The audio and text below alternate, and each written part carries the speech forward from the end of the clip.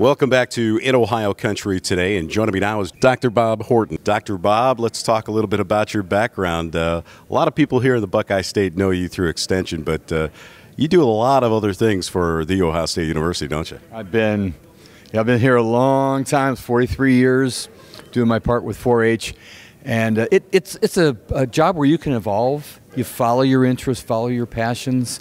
I'm Dr. Bob, the science guy, but my real love is in agri-science. I've made a tremendous amount of gains, I think, for the state. Introduced a lot of new programming out there that kids can get their hands on, that people can understand, and they're learning about the science of agriculture. Gotta love it. Yeah, you do. We do a lot of work with the Ohio Soybean Council and their program Grow Next Gen.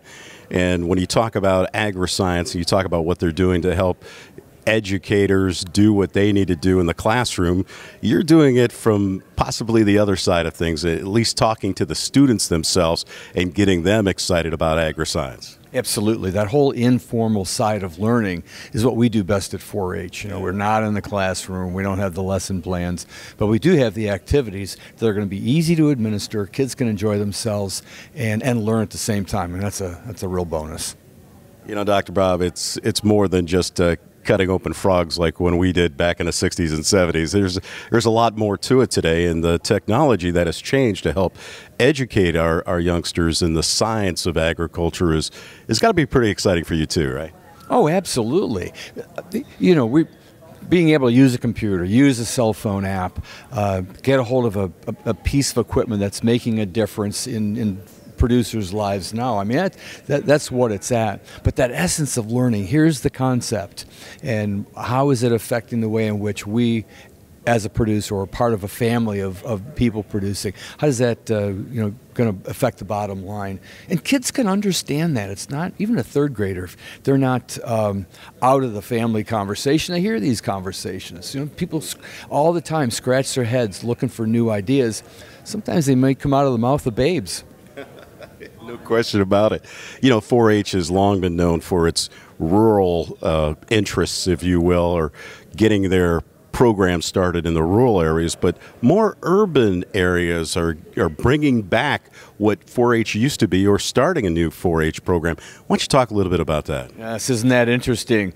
People going back to their roots. Go on up to Cleveland, Cuyahoga County, see what Extension's doing up there. They're talking about that idea of urban farming, and it's really let's do the right practices. Let's try to conserve our soil. Let's not stir it up too much to lose all the carbon that's been in that soil. Let's be smart about what we're planting. Is this kind of watermelon really going to prosper in an urban setting? And so it's all about success. We want kids to be successful. We want them to be engaged in that meaningful activity. But let's be honest, it's not only what's going into the child's head, but how they're interacting with the kids around them, that club. Suddenly it's a club initiative, and they're sharing ideas, they're learning how to talk, they're getting out of their shells. Those are exciting things to see kids develop in that way, and many times they'll remember those experiences maybe even more than the concept itself that they were experimenting with. Yeah, and what's cool too is that when you look at those urban areas, the kids are bringing it home. And maybe the parents are learning something. You know, I grew up in Cleveland, and we still had those victory gardens from the 40s and 50s that our neighborhoods shared in. You know, where my sisters would go to harvest plenty of fruits and vegetables. That all went away, but it's pretty exciting to see it come back, and the technology that's bringing it back as well.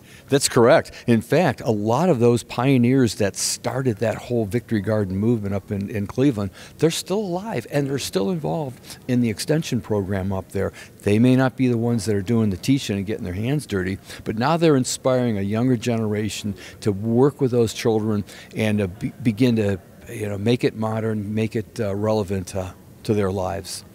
What would you say to some of our viewers out there that, would inspire their kids, or what they can say to their kids to get them involved in the science of agriculture? Well, as we know, science is always revisable, and what we're teaching them today is going to change. It is going to be updated. We're certainly learning more. And it's something, if they're going to be in that area of science, if they're going to become a producer, of an agricultural product. Be aware of what is different. Back in the 80s, the science said best way to get more milk out of dairy cows is to give them BST. So you got to put in a hormone in them. It worked. Increased yields by 17–18%. Today, BST is off the table. Why? Because we learned better nutrition for dairy animals was more effective than bringing or introducing that hormone into their body system. So those are good changes. It's just, and God bless America. There are people that are making money off this, and that's okay. We try to create jobs. And so as we think about science, young people who are interested in chemistry or math or engineering, hey, do that in the context of agriculture. Remember those 4-H experiences that you had?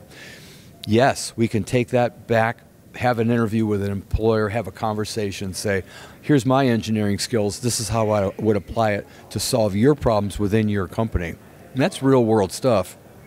Dr. Bob, very exciting. It's very nice to know that the future of agriculture is strong when we've got educators like you that are out there helping our 4-H students and helping our youth move forward and move the ag business forward, if you will. Dr. Bob, if people want more information about what you do, is there a website they can go to? Well, the first stop would be the State 4-H website. They could just essentially dial in Ohio State University 4-H, and it would take them to that. We've got wonderful locations on our webpage that talk about different science, STEM education, outreach activities that kids can get involved in, how to contact the county extension office and be a part of the program. Yeah, very exciting. Dr. Bob Horton has been our guest. Dr. Bob, thanks for joining us. My pleasure. Have a good day and keep up the good work. Thank you. And we'll be back with more in Ohio Country Today right after this. Rodock and Midway Trailers are Ohio's premier Thunder Creek dealers for fuel trailers and DEF delivery systems. Thunder Creek offers versatile, reliable, and best of all, legal transportation and handling for fuel and DEF systems. Let us know how our teams at Midway Trailers in Rodock can get you set up and ready any time of the year. For fuel and service trailers, economy trailers, service and lube trailers, double wall trailers, split tank trailers, bulk DEF trailers, and standalone DEF systems for trucks. Remember Rodock and Midway Trailers, Ohio's premier Thunder Creek dealer, with 3 locations to serve you in Delphus, St. Mary's, and Dayton. Ready to upgrade your TMR mixer? Look no further than Kuhn Knight's lineup of mixers from your local Apple Farm Service. Kuhn Knight has the most complete TMR line on the market. Choose the renowned Real Augie mixers for superior mix quality, the Vertical Max mixer for the widest variety of feedstuffs, or the Bowtech mixer for high percentages of byproducts. The Kuhn Knight lineup of mixers at Apple Farm Service. Alan Davis, business owner, active farmer. No one knows farmers' needs better than Alan. Give him a call today at 419-738-7447 and talk about total farm protection and more. Alan Davis Insurance Agency is your solutions provider for auto, home, life, business, recreational, total farm protection and more. Call 419-738-7447. That's 419-738-7447. It's a humble idea. Use a biological process to turn a plant into a power source. From that idea came the first Poet refinery. One biorefinery in one town turned into 27 facilities in 27 towns, creating new local jobs, producing hundreds of millions of gallons of ethanol, and providing renewable products around the world. Suddenly, that one little idea seems a whole lot bigger. See the world differently with Poet. Welcome back to Ohio Country Today, and joining me now is Patty House, and Patty is with the Ohio State University Extension and actively involved in 4-H, but you got started on the farm, didn't you? Let's talk about your background growing up. Yes, I grew up on a family farm in Kentucky, and we raised cattle and hogs and tobacco and corn and lots of other things to help myself and my sister and brother grow up off that farm. My brother is now back on the family farm, and my sister and I both went off to college and became extension educators. Her a family consumer science educator, and myself a 4-H youth development educator for Ohio State. You know, I find that very unique. A lot of people, when they talk about tobacco, they always talk about the Carolinas and stuff, but didn't realize that southern Ohio, especially around the Cincinnati area and the parts of Kentucky, of course, grew tobacco. So was that a family history? Like, how many years did you guys do that? Was that something that's been around that farm for years and years? Oh, yes. Now, of course, there is no tobacco on the family farm anymore. That phased out long time ago. But yes, it was a generational kind of thing, much like any type of ag commodity. You know, livestock tends to be carried through generations of farm families, and so does tobacco, and so does really a row crop, you know, corn and soybeans as well. So, Patty, how'd you land in this spot here? How'd you land here in the Buckeye State? Well, I actually, when I graduated from the University of Kentucky, I actually took a job for Penn State Extension and worked there for 6.5 years as a 4-H educator and livestock district specialist kind of position. And then my husband took a job with Select Sires, which meant we were going to come to Ohio, and I wanted to stay in Extension, working in the 4-H Youth Development Program, so I applied at Ohio State, and since 1992 I've been doing 4-H Youth Development work here in Ohio. That personal background that you bring from not only Kentucky but Pennsylvania and what you're learning here in the Buckeye State, there's a lot of diversity in there when it comes to agriculture. And how do you apply that to your education technique through Extension? Well, 4-H is all about learn by doing, right? We want kids to experience hands-on experiences, and tying those hands-on experiences to agriculture and the science and technology in agriculture, especially as it continues to evolve today, is really important. We believe that the best way for kids to experience something is to do it. And we do that in lots of different ways, whether it's a science experiment where they might be testing an hypothesis, or whether it's an engineering challenge where they come up with an idea, they create a model of that idea, and then they test it and revise it. It's all really great experience with the forethought that, you know, it might spark an interest in a career path. My daughter grew up in 4-H, so did my son. They both went off to do different things. My daughter became an electrical engineer, so she's engineering things. And, you know, my son took more of the art pathway, has his own business, does photography work, and, you know, two different experiences, but early on I wanted them to have that rich hands-on experience, and both developed career paths from that. You know, that's really interesting too, because 4-H is more than just getting prepared for a career possibly in agriculture, but getting prepared for life and getting those experiences, those hand-on experiences that make a difference in choosing what kind of career you want, right? And developing those life skills, communication, teamwork, responsibility. You know, I have employers in Clark County where I work as the 4-H Youth Development Educator that say, you know, they'll hire a 4-H person long before they'll hire somebody else because they know that they've developed a strong work ethic through those 4-H projects that they've taken. And it's pretty exciting, too, that it's more than just Ohio State out there. There's Central State University building their extension program, and some of the other colleges and universities that have long been involved in agriculture, like Wilmington. And you guys partner with them occasionally when you're out there in the fields, right? Oh, yes. We do a lot of partnering with professionals at Central State. They utilize our curriculum as well, and we help support training their professionals, and they do the same for us. It's a great partnership. Our goal is to reach kids wherever they are in Ohio, whether it's through Central State's programs or whether it's through Ohio State's programs. You know, we talk about the continuing education of it, and it's important that you know what you're talking about. And so I think it's kind of a challenge sometimes with all the changing technologies that are out there to learn yourself to be able to teach these young minds what they need to know for the next generation, if you will. Well, that's true. Oftentimes I say, you know, we pick up technology and create activities around new technologies to teach kids.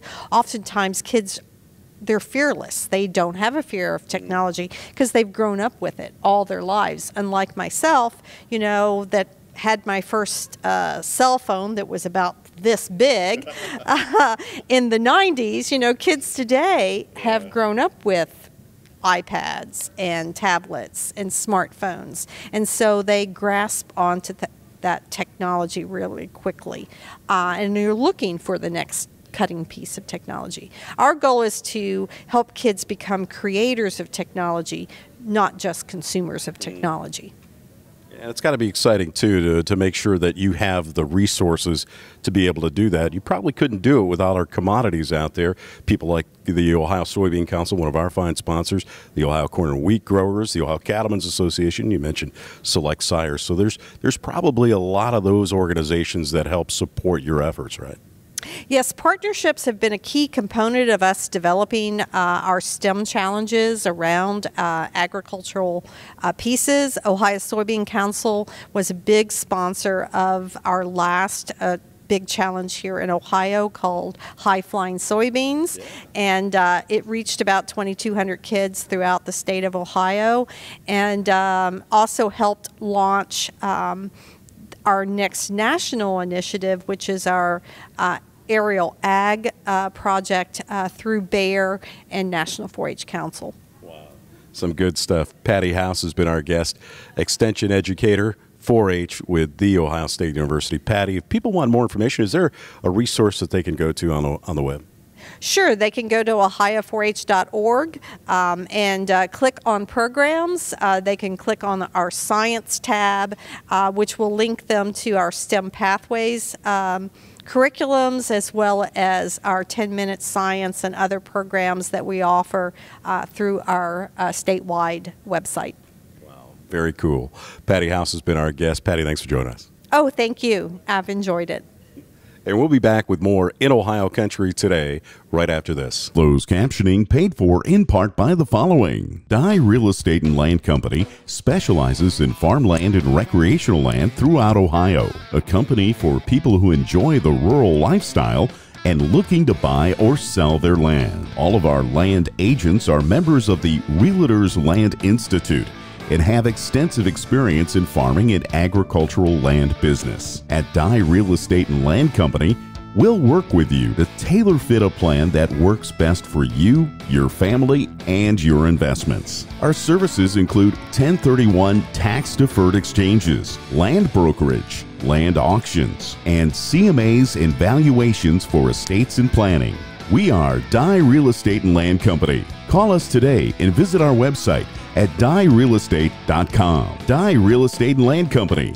We know the land business because we live it every day. Your outdoor fun starts here at Dad's Toy Shop. See us today for all of your favorite remote control land, air, and watercraft, and so much more. Dad's Toy Shop in downtown Wapakoneta is your one-stop shop for all of your hobby needs. Our farm department is committed to providing ag professionals the products, coverages, and peace of mind needed to run a successful operation. With our home office located in the heart of farm country, many of us have first-hand experience when it comes to farming, and we know how to take out the risk. Under one policy, we can provide total protection of your investment, from your home and barns to your equipment and livestock. We also provide an outstanding equine coverage, from a homeowner with a single horse to a professional breeder and everything in between. Come join us and experience the Salina difference.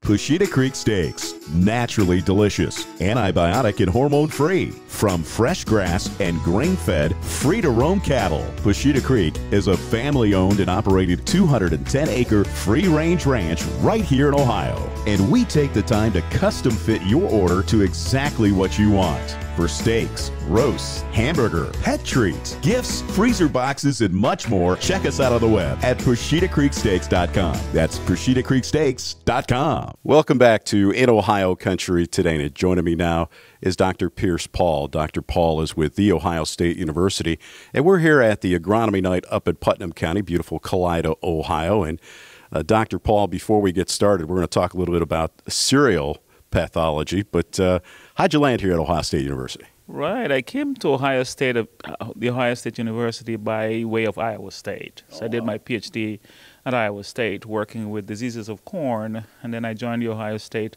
as a postdoc research scientist, and I'm on the faculty working with diseases of corn and small grain crops. Most of what you do obviously has to deal with agronomy, so you're dealing with a lot of different ag conditions here in the Buckeye State. Iowa's probably a little bit more consistent throughout the state, but when you're here in Ohio, you have to deal with a lot of different conditions, don't you? That's certainly the case, and you know, some things that I learned at Iowa State transcend and apply equally well to Ohio, but you still have to do the research in Ohio to learn about how things develop and how things affect crops in Ohio. Well, let's talk about cereal pathology, what you're speaking about tonight. Right. So cereal pathology, as the name suggests, I'm looking at diseases of cereal crops. And cereal crops in this case, in Ohio specifically, would be corn, wheat, and a little bit of barley. And all of those crops are affected by different diseases, and those diseases can impact grain yield and quality. And that's some of the things I'll talk about tonight, what we're doing as part of my research program to help control and minimize those impacts on the crop. Specifically, what I'll talk about is a new disease, tar spot, that's affecting corn across the corn belt. And I'll also talk about air rats and mycotoxins that are also affecting crops in the state and in neighboring states as well. You know, we talk about those conditions in our crops. There has to be a number of different ways to handle that, to deal with those conditions. What are some of the things that you suggest that our farmers do? Right. I think the first line of defense against all of these different things, regardless of the weather conditions, is find the best resistant variety. You might be able to find resistant corn varieties to air rats, resistant wheat varieties to head scab, some resistant varieties to tar spot. That would be the best way to start. And then once you start with the best resistant variety, you could come in with a fungicide and provide some effective control. And then management after that would help as well in terms of timely harvest of grain, drying down grain properly, testing grain for mycotoxins, and some of the other problems. Between Iowa and the Ohio State University, I'm sure you come in contact with a lot of good research and development people at those universities dealing with those varieties. And how do you see those things changing as far as moving forward to avoid these kind of diseases? Or is it something that we constantly have to handle because of the changes that occur in the fields? That's an excellent question. Variety resistance to disease is only one of several variety traits we're looking at. So as we develop varieties, looking at different traits with for yield, for example, for herbicide resistance, for example, you really want to make sure it has to be an ongoing process. As you develop varieties for more traits, for different traits, for agronomic traits, for yield, you still want to make sure you track those varieties in terms of their resistance to disease. So it has to be an ongoing process. You never stop developing varieties for resistance. So part of my program, I'm an epidemiologist, and I do epidemiology and integrated management of diseases. So what I do, I set up trials across the state at our research stations and in farmers' field as well, on-farm trials. And what I do is collect data every year for the last several years. And what I'm going to do tonight is share some of those results with farmers so they can see exactly how some of my program, how effective some of the control strategies I'm testing work on Ohio's conditions. So it's a first-hand look at how fungicides work on our crops, on the Ohio's specific conditions or conditions in neighboring states, so they get a sense for what to choose in terms of using a fungicide to manage tar spot, using a fungicide to manage head scab, using a fungicide to manage air rats, and reducing mycotoxin in corn and wheat with fungicides as well. You know, there's 88 counties here in Ohio, and about 44 or 45 of them involve the Ohio State University's trial plots. And I'm sure you're traveling all over the Buckeye State, checking those plots and documenting that information, right? Right. So I can't do any of this by myself. I do this in collaboration with our extension educators, in collaboration with my students and postdocs. So every year for the past 2 or 3 years, we've had postdocs driving around the state collecting corn and wheat data from 40, 50 fields across the state. And it's our extension educators who help us establish these contacts with farmers so we can get this type of information. I think it's extremely valuable to get real farm data in addition to small plot data to help validate some of the treatments we're looking at. And let's talk about that data. Where is it accessible to? Right. So most of my data at this point is still data that I keep in my lab, and I summarize that data and present it in the form of talks at extension meetings. I do publish papers on those using those data, and I do fact sheet with that data. So that data is distilled and processed in a way that makes the information easier for farmers and extension educators to use. Once I finish, publishing my papers, I would prepare extension talks, prepare podcasts, and even prepare fact sheets using that data. But there's a lot of information that comes from these test trial plots, if you will, throughout the Buckeye State.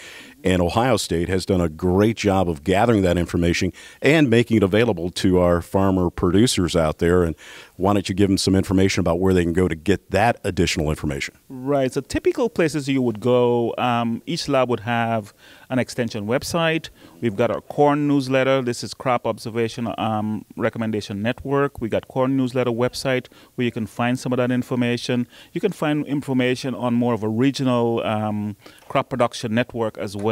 This is more of a regional network. So there's multiple places, and obviously do not hesitate to contact your specialist. That's what I'm here for. That's what I'm being paid for.